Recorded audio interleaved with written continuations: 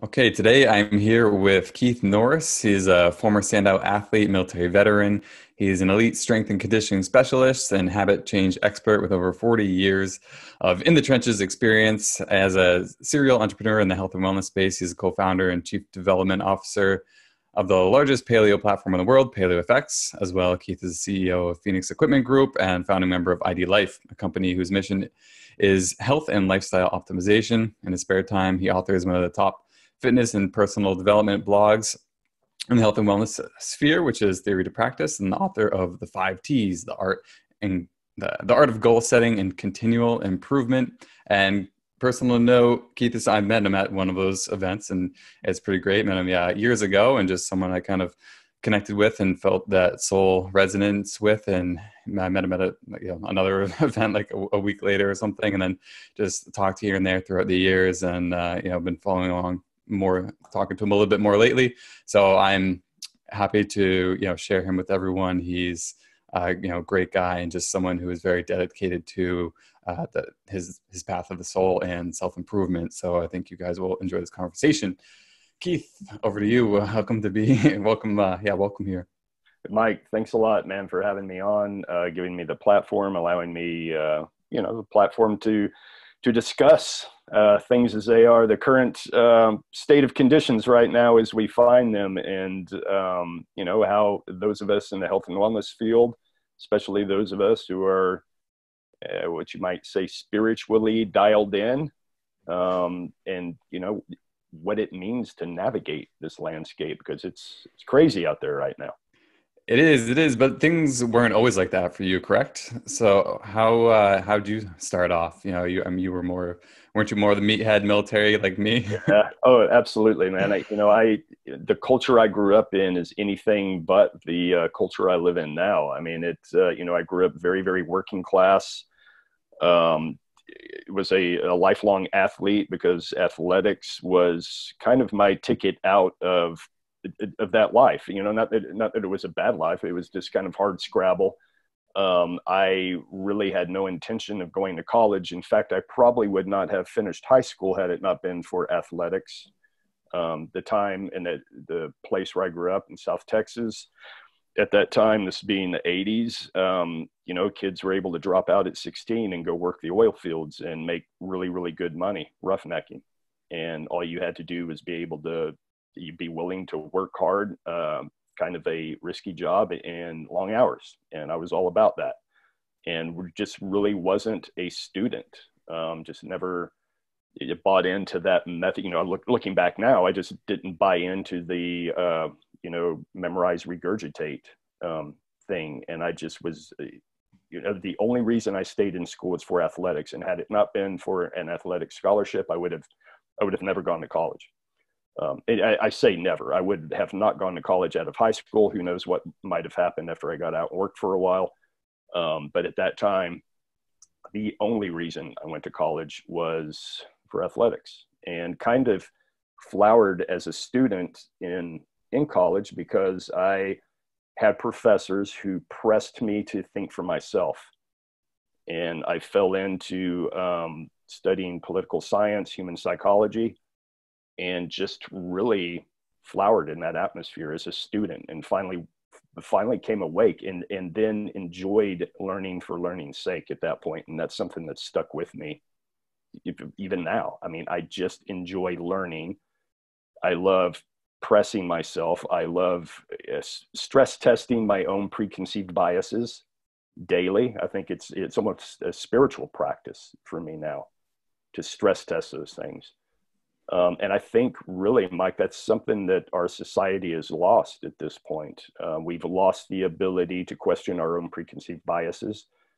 We've lost our ability to have discourse with someone whose beliefs we don't necessarily agree with.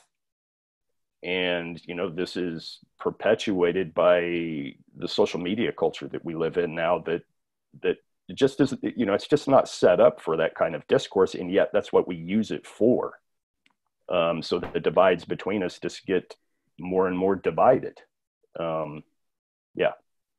Is that something that you think is an inherent or natural quality, or perhaps a soul quality? So, Have you reflected on this? Why do some people self-reflect, and why do some people absolutely hate it? Right. Is there a difference? Is it conditioning? Is it something we're born with? What do you think?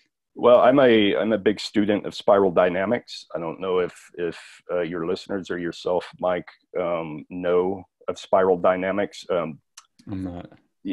Ken Wilber is the philosopher who Okay. has kind of repopularized spiral dynamics, but there is a lineage of academics who had studied this phenomenon until Ken Wilber kind of really took it by the horns and really, back in the 90s, he really did a deep dive into spiral dynamics. And essentially, spiral dynamics takes what would be Maslow's hierarchy of needs and just really, really expands that idea. And to put it in a nutshell, because I mean, you could spend hours talking about spiral dynamics. It's at once hugely complicated, and on the other hand, just very, very simple concept to get. So as you elevate, psychologically speaking, from just say satisfying basic needs, to then increasing levels of complexity within the psychology, the idea is that you have to integrate all of those lower levels below for you to be a fully functioning human being. And what traditionally happens is, if you can think of an electron jumping, having energy and jumping shells to a different potential, people will psychologically jump to a different potential and then disavow all of that stuff that came before. It's just kind of a natural evolution of things. And you can't do that, because all of those things that are below are, quote unquote, your shadow. And we know from spiritual practice, if you disavow your shadow, it will come back to haunt you, and it will squeeze out sideways. The psyche, those are pieces of your psyche that will be expressed, and they will not remain hidden. And if you don't have control of them, they will squeeze out sideways. So I think what happens is people elevate to a certain extent psychologically. They disavow all of that below, and that's kind of where we're at now. So this happens both personally, and it happens as a society too. So as a society elevates, the same things happen. The society disavows everything below. There's a schism. Those shadows within the society squeeze out sideways, which is kind of like, well, it's exactly what we're seeing now going on. And until we learn as a society and an individual to integrate these things, these schisms are going to continue. Yeah, so this giant kind of collecting or facing of the collective shadow, Right. and some people don't face it, but they still experience how it's squeezing out of them, and that turns into just projection and attacking. And well, some of us decide to face it and work on it. Yeah, I'm not super familiar with Ken Wilber's work. I'll dive into it at some point. But Dr. Keith Witt, I'm talking to him Friday, and who's a student and friend of his. And I just finished up his book on the shadow too, which is Right. really good. It's a great, so you can think of spiral dynamics as kind of more of the left brain answer to what shadow work would be the right brain answer. They're both kind of talking about the same thing, but they're coming at it from different directions. So it's a great melding of these two ideas. So if you're well versed in spiral dynamics and you're also well versed on shadow work, it makes perfect sense to you. And marrying the two, integrating the two is what I've done for, I don't know, the last 10 or 15 years or so. And since I've really been taking a deep dive into this, and it's, like I say, it's not easy territory to tread into, because it requires self-reflection, man. And self-reflection, as you know, Mike, that can hurt sometimes. It's painful, but it's necessary if you want to evolve as a human being. So what were some of the more painful things that you've had to face over the years and learn about yourself? Well, some very basic things for me, I had always had this schism in my personality around making money, for instance, just because of the culture that I grew up in. It was very distrustful of anyone or anything that had money, and the idea that you could only deserve money if you broke your back to get it, right? And the idea that if you want more money, you work overtime. And the idea that anybody who had a substantial amount of money, the only reason they had that is because they screwed somebody over or they played the system, or all these negative connotations that come with abundance, right? And that's a very scarcity minded idea, right? This absence of abundance, it's scarcity. And so for me, the thing was, and so for a long time, I disavowed the scarcity mindset, right? I completely cut it out of my psyche. I don't believe that anymore. I believe that just by nature of me being on this earth and doing good works, that I am privy to abundance. The problem was I completely cut out that other side of me, right? And what I came to find out was, that energy served me well during that time period, because as you know, Mike, being in the military, you don't make any money either. So, and it's a great sacrifice, especially on the family side of it. And I did have a young family at the time I was in the military. So it's a great sacrifice. And so I tried to disavow all of that. But the truth of the matter was I was in a scarcity society at that time. And if I just kind of magically said, no, I live in abundance, that did not make it so. I needed that energy, that scrappy energy at that time. That was my position in life, whether I like it or not. Now I've elevated myself through hard work and luck and all of these other means to, yeah, I do live in an abundant society now. But that does not mean I disavow that other energy. It served me when I needed it. And it can't, if I need it again, I've got it. It's a skill set I've got in my tool belt. But I choose not to express that mentality and that belief right now. I don't need to, but it doesn't mean I disavow it. And so that's one of the things that I had to work through and had to struggle through. And, and that was a deep groove in my psyche to get past. That was one of those things that I learned as a child. And, the first 7 years of your life, you're essentially a programmable mind. Mm-hmm. And there's a reason for that in an evolutionary sense. That's what our species needs to be able to take a infant up to a preteen to where they're actually contributing to society. You have to be fast tracked into the culture so that you can be a productive member of society. But the downfall of that is you are programmable. So you are going to pick up all the negative aspects of your culture too. And so as you become older and wiser, you just have to be aware of that and be able to do the work. And, I always say every belief that you have is a story. That's all it is a story. Do you choose to believe that story, or do you choose to rewrite the narrative? Because you have that power to be able to do that. You can rewrite it. And I'm not saying it's easy, but you can rewrite it.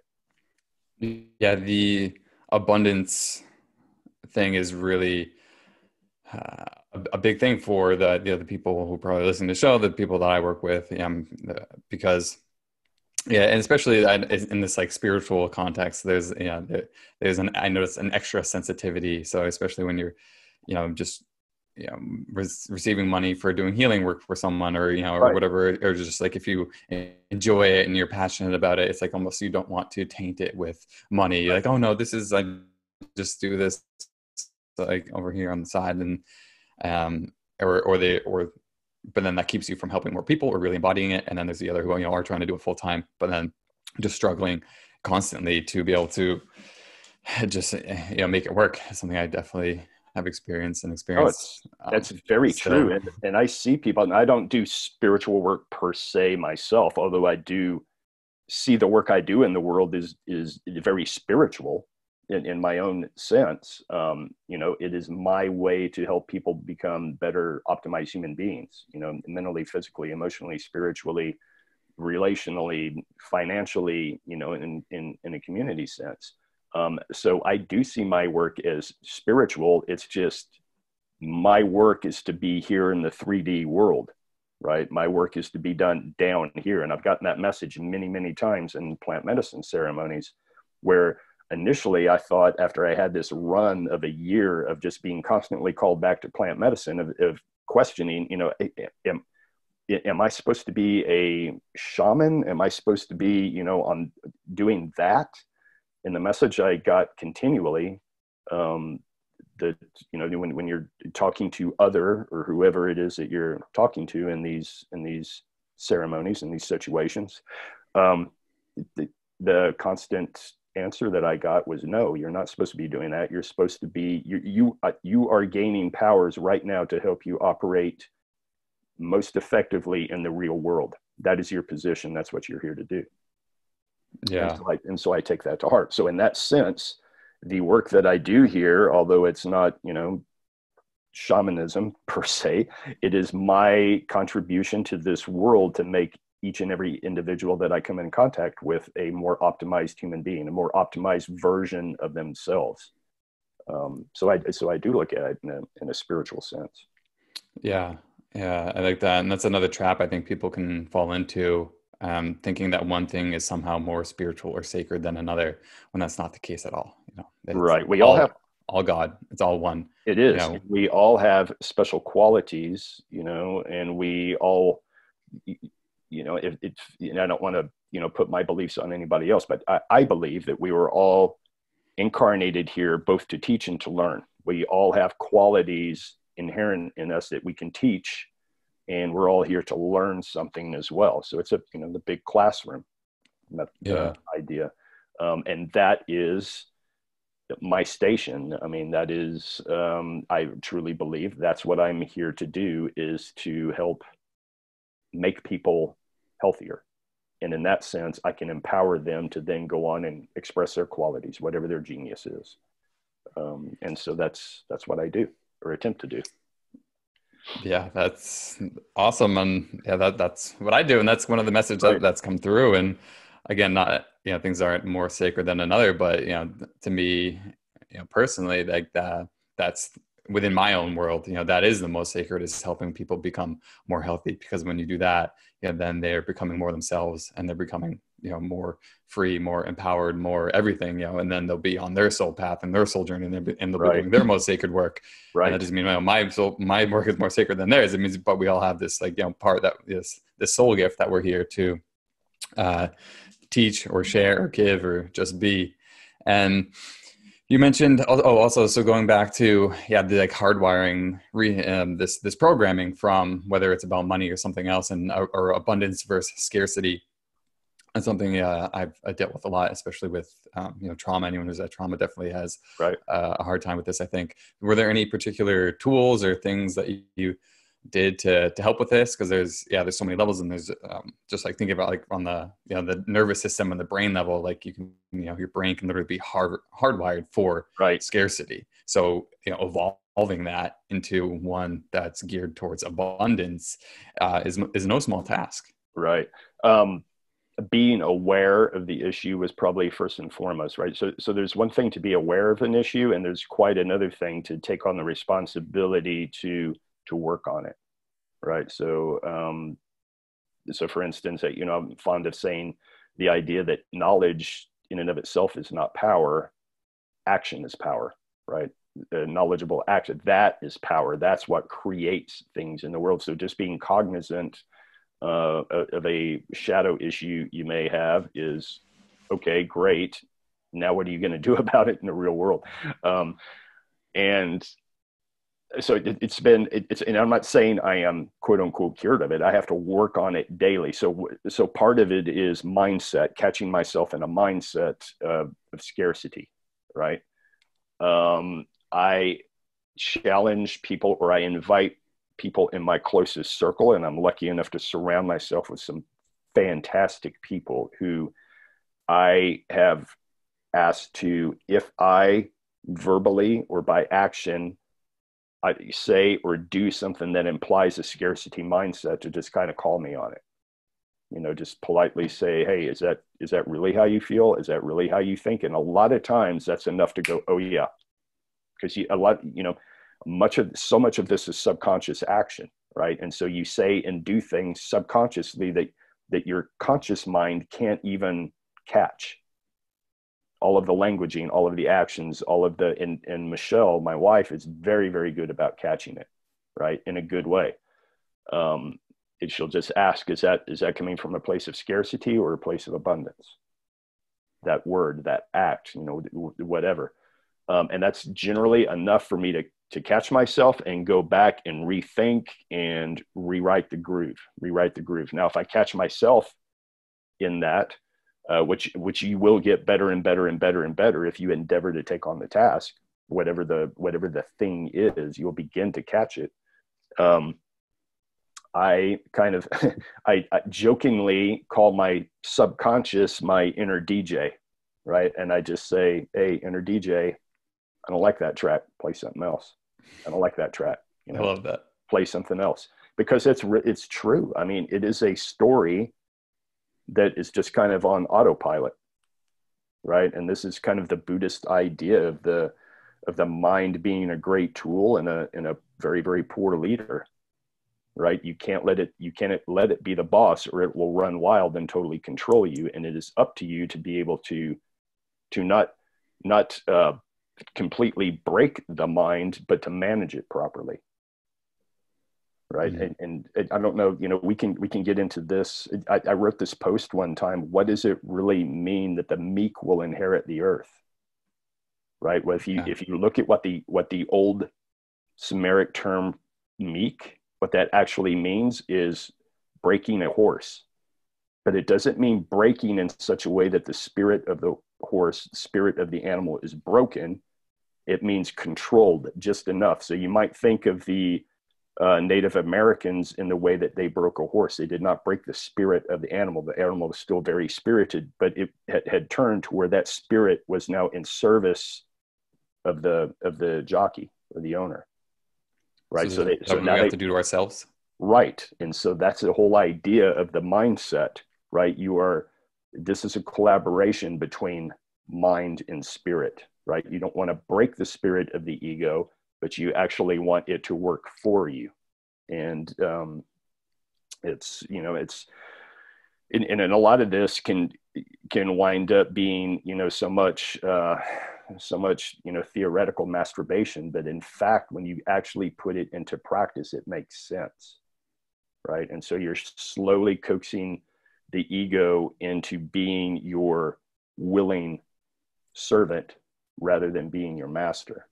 And, to switch back to Buddhism again, I keep flipping back and forth between Christianity and Buddhism, which personally I do all the time, and that and Hinduism. But I find such knowledge in all of these, that at the base, all of these structures have such incredible knowledge within them. You just have to dig for the gold. You have to pan for the gold. But that is the idea, is for you as a human being, an optimized human being, a spiritually optimized human being, is to be able to harness that ego power successfully. And again, we get into the shadow aspect. The idea of nullifying the ego doesn't work. I mean, it's not a nullification. It's a proper integration of the ego, in my opinion. Yeah. Right.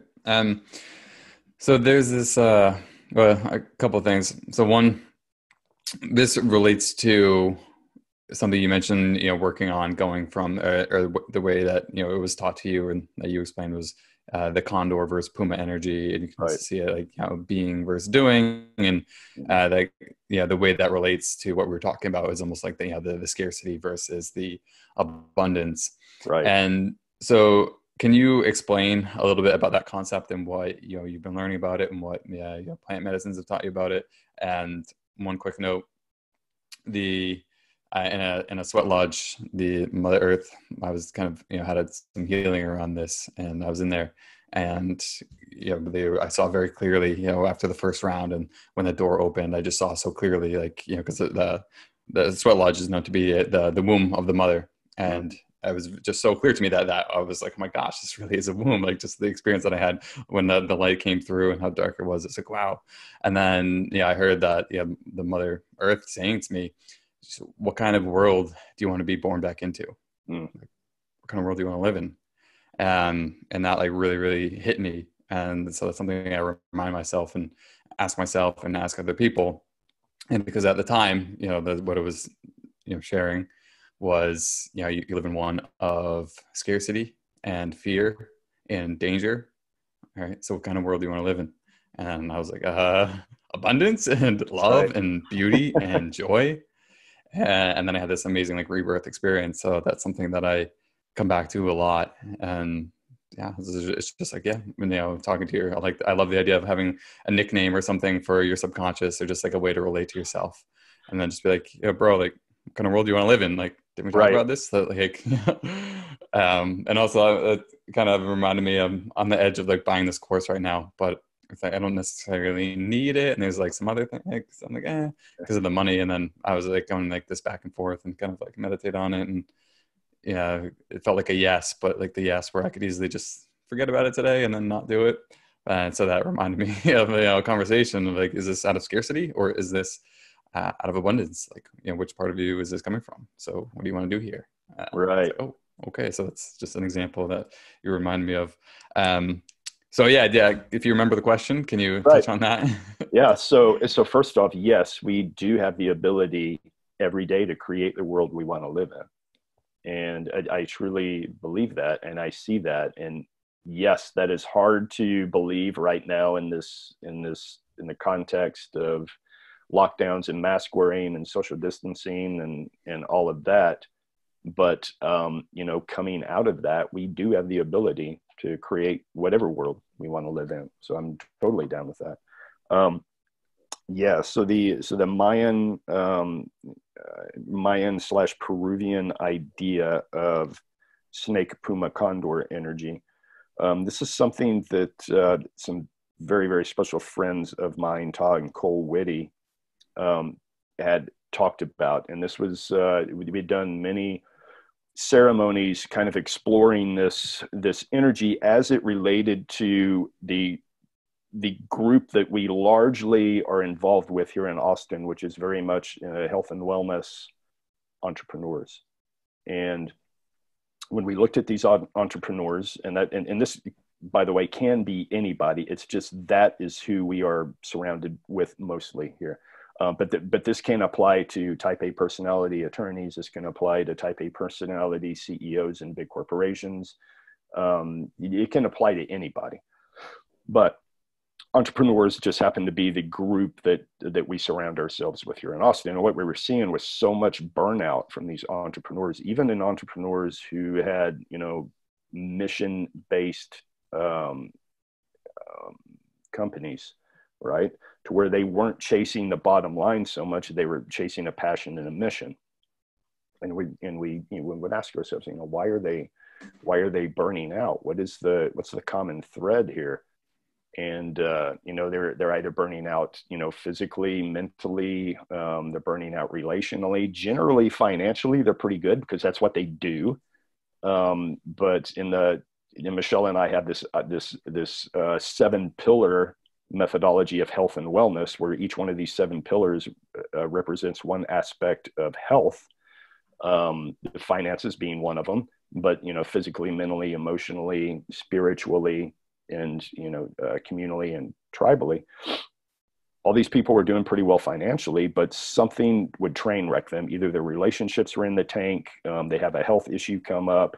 It's the same old story, right? It's like, okay, so what's the deal?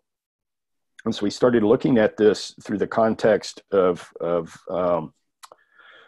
kind of the Mayan idea of these 3 different energies. The first energy is the snake energy. And the snake energy is kind of your first waking up to the environment around you and questioning that environment, right? So for me personally, I can just give you an example.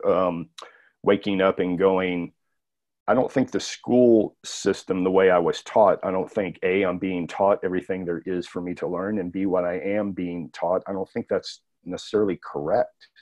I don't think that's a total answer. I think there's more out there that I'm not being told, and why am I not being told that? And then there's the idea of when I got a little bit older, it was like, why am I chasing this American dream? The big house, the big cars, kids in the best schools, which I had at one time, because I thought that's what I was supposed to do. And, that it became very disillusioned quickly doing that. Why is that? Why did I buy into this whole smoke and mirrors thing? And I don't agree with it. I have all these things and I'm empty inside. Why is that? I should be totally happy. That's what my society taught me, that once I had all these things, I would be, everything would be great. And they weren't. And it's also the idea of shedding old skin, shedding old ideas, the idea of, is that, do you still believe that story? Who told you that story? Do you still believe that story? And is it serving you or is it not serving you? And so that's the idea of snake energy. Puma energy is what most entrepreneurs are stuck in. The Puma energy is hunt, kill, hunt, kill, hunt, kill, never satisfied. And probably the poster child for Puma energy, and I love this guy, this is not disparaging, I love his energy, but Gary Vaynerchuk is like the poster child for Puma energy. Mm-hmm. It's a constant, never satisfied hunt, kill, dopamine hit, bam, back to the hunt, kill, dopamine hit, back to the hunt. I mean, it's just a constant hamster wheel of doing that. And you cannot continue to do that for long without burning out, which is what we see in the entrepreneurs in Austin. Kind of the elevated idea is moving into the idea of abundance and the idea that the universe will provide for you to the extent that you are expressing your gifts that the universe wants you to express. That is the condor energy. That is soaring way above it all, having the bird's eye view and just riding the air currents, right? Very little effort. You're just existing. You are just being. And I've had this idea many times. This image has come to me in ceremony of the image of an oak tree. And I think this image came to me as oak because I did a 10-day oak dieta back in the day. So I have this affinity with the oak tree, and we can talk about what a dieta is after. Just let me finish this idea, and we can jump to that. But the idea of an oak tree, that the size of the oak tree is dependent on obviously what resources it takes in, what water, minerals, what all of the resources it takes in, but it also is in service to everything else around it that depends on it. It gives off oxygen. It provides habitat for other creatures. So the more resources it takes in, the more resources it is able to offer to other creatures. And I have constantly had that image in my mind in ceremony of this is what abundance is. So do not be afraid to take in resources, because if you are just being you, you are then going to provide resources in kind to the environment. And that's the way the game is played. That is the way life is played in this realm. So be a part of nature. Don't try to be, askew from it. Now that, obviously the big question is, okay, what does it mean to be just me, to just be in the world? And that's a great question, right? So then you fall back to, okay, what are my qualities? What are the qualities do I think that I have? And this takes lots of self-reflection, and maybe doesn't have to mean plant medicine work, but just self-reflection to figure out what that is.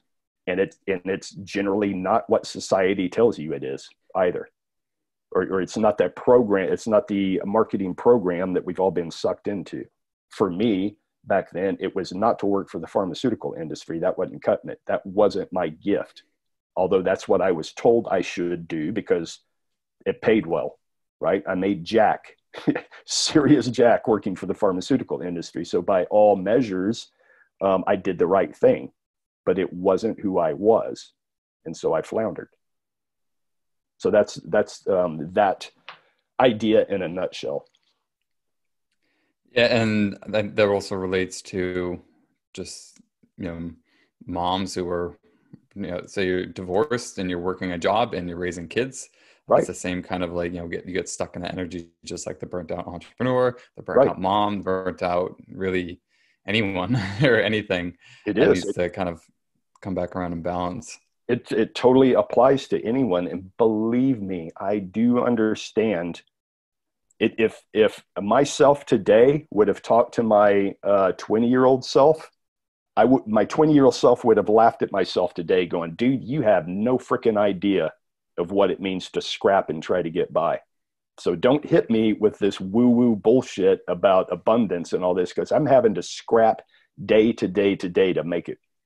I get it. I totally get it. And I'm not saying that it's an overnight thing. And I'm not saying that people do operate in scarcity. They do. But there is, how can I say, a transition. Yes, you may have to operate in scarcity for a while. Totally cool. But at least in your mind's eye, if you know abundance is doable, it actually exists, it's out there, you can begin to move yourself towards that path. I think that's the message. Yeah. And then the tree image I really enjoyed, because trees are just something that I just have a really high affinity to, and I've had some pretty cool like mystical experiences just on natures with trees.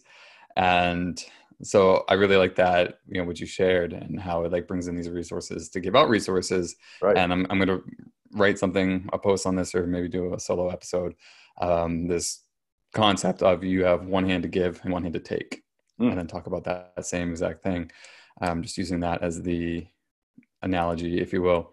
Right. And so what makes the dieta? I'm familiar with it, but why an oak or dieta? Yeah, I guess, can you explain that briefly? Right. So, just to explain the dieta, so in the Peruvian lineages, in these lineages that serve ayahuasca, these lineages will tell you that the shaman there, it's not so much that they continually drink ayahuasca to become a shaman, but they do dieta after dieta after dieta after dieta. So what they're doing is they're cleaning the vessel themselves, and they're purifying the vessel themselves, so that when they do take the sacrament of ayahuasca, they are finely tuned. Right. So it's not the ayahuasca that finally tunes them. It's all of the dieta work that they've done beforehand. And so, what is a dieta? It's essentially a very, very strict diet. And when I say strict, it is like the most bland food, no spices, no salt. I mean, you're just barely getting by. I'd rather just fast. Yeah, right, exactly. And which I have done before too. I have just said, well, I'll just fast, which is perfectly cool. Okay, even better. And them too, they get to the point where they will just fast versus taking in any substance other than there is always a tree or a vine or some kind of plant that's added into the diet. And what they're looking to do is to absorb the qualities of whatever tree or plant that they're calling in. Wonderful. All right. That's the part that I didn't understand. That's awesome. Right. And so what they do in the case of this particular lineage, they're called essentially the tree people.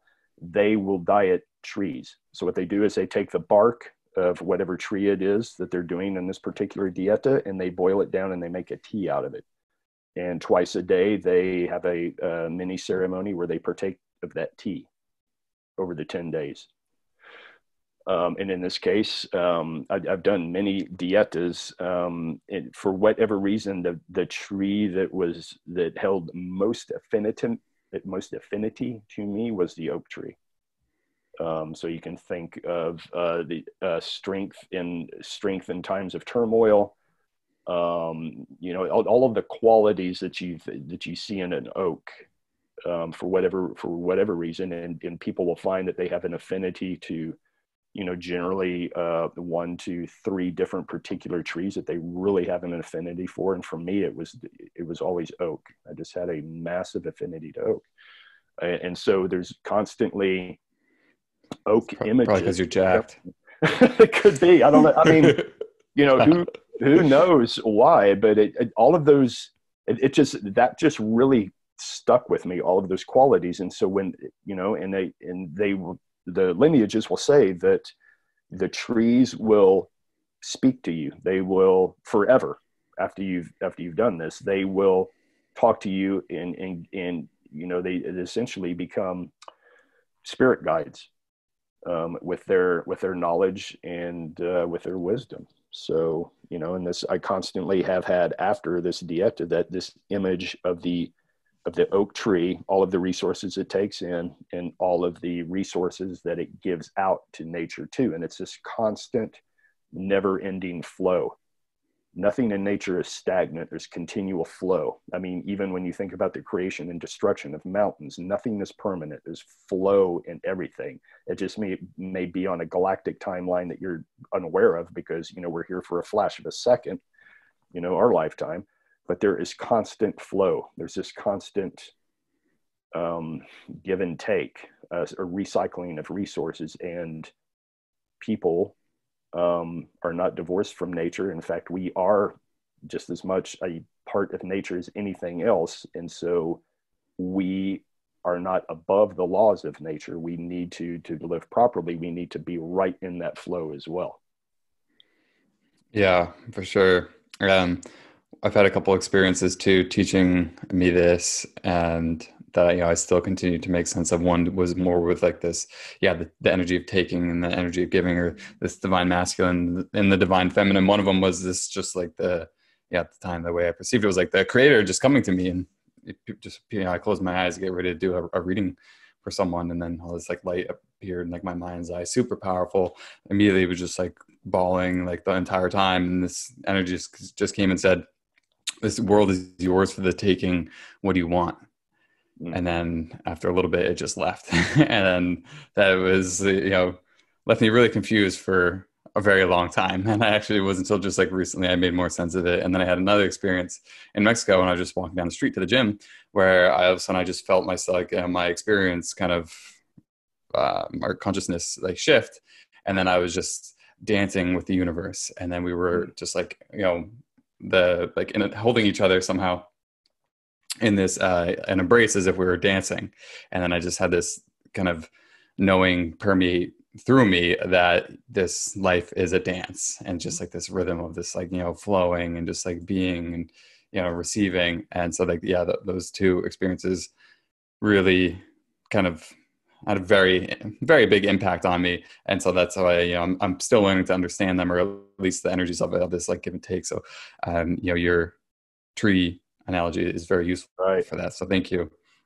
And there's some notes here that definitely not going to have time to get to, but one of them that you were actually talking to, yeah, or this kind of relates. So a lot of the stuff that we see on the media and things that are being advised to us, I've been noticing, and a lot of, you know, great and like spiritual people and well-meaning people kind of, you know, buy right into it, but they all seem to be in contradiction to all, like, every spiritual teaching and like health teaching, you know, I've ever come across, and doesn't make any sense to me. And so I'm wondering if you can touch on that a little bit, maybe bring in this concept of, you know, resiliency. How do we stay resilient in these times? And, you know, how do we, you know, and speaking of like that shadow and that projection, so when, you know, if you don't want to partake in certain measures that go against your health teaching and your spiritual philosophies and things like that, how do we deal with this and during this crisis that we're going through? Right.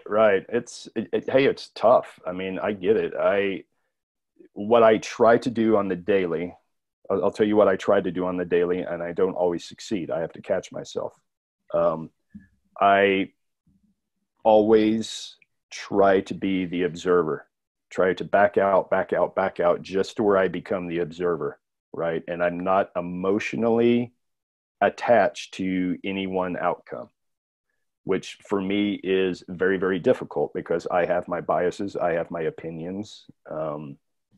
I, like you, Mike, put my life on the line in the military, and I do not wish to see this country unravel from the inside out. So I am very invested in the direction of this country and people's freedoms and all of that, hugely invested. And I know that my being just in a rage or contributing negative energy to this whole mix is just that, contributing negative energy to the whole mix. So I try to remain as much as possible the observer of everything.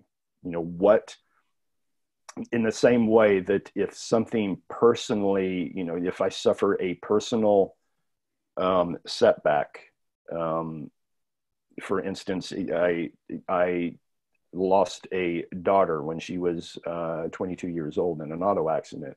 And for a long time, that really, set me back, and Michelle too, like put us back on our heels. It was devastating. The thing that got us out of that was, on a spiritual sense, what can we learn from this? What did this event, this happening, what was it that we were meant to learn? And I think, I look at this, what we're going through right now is the same thing. What am I meant to learn from this? And I try to look at it that way. It's not, I don't always succeed. I do get caught in the mix quite a bit. I can tell you when we're talking about the shadow aspects, one shadow aspect of myself is the trying to disavow the physical warrior side out of myself. So throughout the years, I've been doing constant work on myself, and I've reached the point where I feel like I have elevated past the need to make a change physically, right? Like pick up arms, like physically confront something to make a change. That I have elevated both intellectually and spiritually to the point to where I should be able to negotiate emotionally and spiritually whatever the outcome is that I want. And I try to totally disavow that other side of it. To give you an example, Michelle went, and this was just a few weeks ago, she went out to the range, and she wanted to get a conceal and carry license here in Texas. And she asked, "Hey, do you want to go out to the range and shoot?" And I immediately was like, "No, I don't want to do that." And I thought, and she was kind of surprised. She was like, "Really?" And I was like, "Yeah, that triggers something in me, and I don't want to do that." And what it was again, if we go back to the spiral dynamics thing or the shadow work thing, that was me trying to disavow a side of my psyche, right? And not integrate it. Right. So I thought, I'm better than that. I don't need to be the quote unquote redneck out shooting things up and doing all that. That was my past life. I'm done with that. Instead of going, no, that served me when I needed it. And let me integrate this into my whole self. Let me see, how can I integrate this into my whole self? Can I go out to the range, shoot 1,000 rounds and come back and still be the peaceful warrior? Can I do that? Yeah, I can do that. But that's just one example. I don't know if that fully answers your question or not. Another example, I'm getting ready to go to the airport here in a couple of days and fly to Florida. And I know I am going to be triggered, right? I'm not wearing a mask, right? There's a lot of reasons why I refuse to do it. Number one, they are just not effective at actually stopping a virus. So there's that. I mean, they're just not effective. And number two, I see it for what it is. I mean, I took, evasion tactics school in the military. I know exactly what mind control looks like from the other side. And I see the mask for what it is. It's a mind control device. And that's probably a quote unquote conspiracy theory, but I see it for what it is. And I refuse to play the game. Now, how I refuse to play the game is going to be up to me. Do I throw a tantrum and and throw down, or do I politely say, no, I choose not to do that. Have a great day. That's on me. So yeah, and that's easier said than done, right? Yeah. In practice. Yeah. Yeah. When I first got into this deeper healing work, I threw out the warrior energy, like you were talking about, and just like wanted no part of it. And, right. Heard all these people, oh, warrior this, warrior that. And I just was so annoyed and thought I was so stupid. Mm-hmm. I was like, what do you know about war? Like, right. shut up. You right. never, just like these little nerds. I'm a warrior. anymore? Like, no, you're Right, not. right.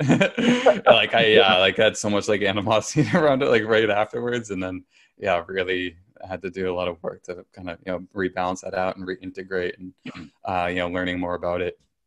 And then, yeah, too, with like the mass thing, I have a lot of, I found a lot of projection that I was doing on that situation, a lot of like trigger and trauma around it, connected to some, earlier traumas in my life that I learned about through, doing healing work and through, ayahuasca and mushrooms showing Mhm. me the trauma from different medical and pharmaceutical interventions. And so it's a kind of still is a little bit of a sore spot for me. But we only have a couple minutes left, and there was one question that I wanted to ask you because Sure. even I was just thinking about it, and I was already getting chills when you were talking about. And so when we do healing work, when I talk about healing, it's a lot about this wholeness, right? And it's coming to this place of wholeness and healing your energy body. So undoing like these wounds and these scars, and you learn from them and you integrate, but you become whole again. Mhm. So I heard you have like chills and tears again. So with the loss of a child, is that something that can be healed in one lifetime? How does that work? Yeah, I really think it can. It depends on the person, right? And it depends on if the person. This is tough to say, and I've worked with so many people in integration after ceremony with this that have suffered through whatever the trauma might be, whether it's sexual abuse, um, physical abuse, the loss of a loved one, all of these things.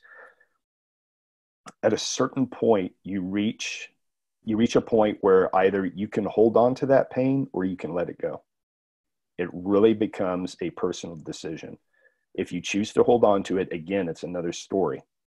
Do I choose to see this as the way I chose to see my daughter's death was she lived a beautiful, productive life for 22 years on this earth. And she apparently taught all she could teach and learned all she was here to learn. And it was her time to transition out of this realm into another realm. Now, that said, I am either comforted or under an immense delusion, depending on your point of view, that there is another realm after this and other energies at work, right? And I comfort myself in that fact, whether that's true. It's true to me. It's as true as I can intuit. That's a fact, but I can't say that for sure. I don't know. I can't say that for sure. I guess I'll find out at a certain point whether that's true or not. And I have seen other people who have made it through inexplicably tough horrors over and above losing a child, that at a certain point they reached the point where they were, number one, willing to forgive their transgressor, not only forgive, but actually show that whatever that transgressor, whether it was this person, whether it was a thing, whether it was whatever, actually show it compassion. That is a very, very tough thing to do, but everybody I have seen that has been able to do that the trauma has been erased. It's been let go of. And every person that I've seen that has been unwilling to do that has not progressed past that point. I mean, it's a groove that they can't get out of.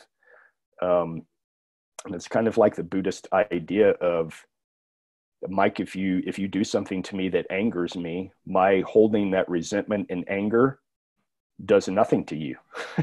It does everything to me, right? Who is the vessel of that anger and resentment? It's me. It's not you. Mm-hmm.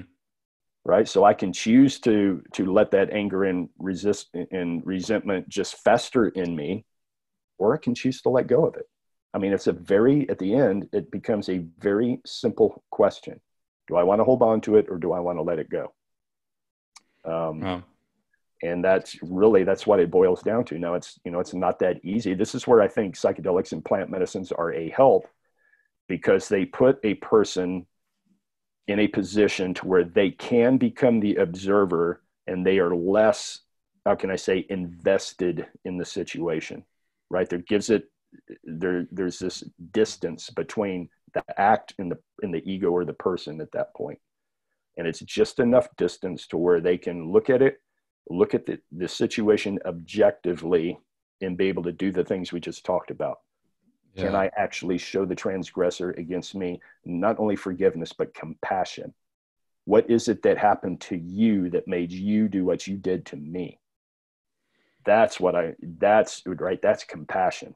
I have compassion for you because something happened to you that made you do something in return. Right. And so, yeah, but that's again, way easier said than accomplished. It takes work to accomplish that. And I have compassion for people who are going through those things. It's not easy work, but the alternative is to be stuck in that wheel of just self-loathing, or, ever how that trauma expresses itself in the body, usually physically, right? Because it will squeeze out physically somehow in disease, generally. But